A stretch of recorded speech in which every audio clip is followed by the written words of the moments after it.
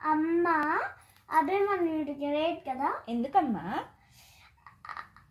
అభిమన్యుడు వాళ్ళ నాన్న ఎవ్వరు లేకుండా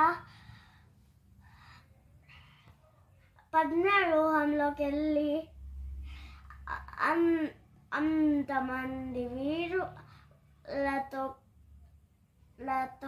పోరాడి ఆఖరి శ్వాస వరకు పోరాడారు. అవునా? ఎవరు ఆ వీరులు?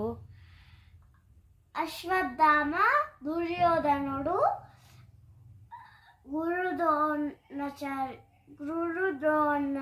ద్రోణాచార్యుడు,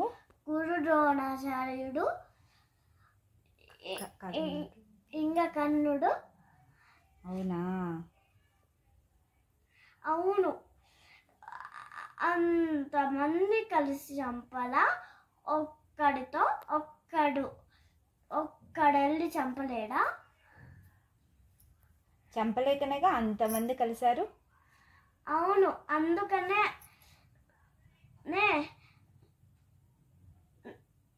అభిమన్యుడు గ్రేట్ అని చెప్పిన.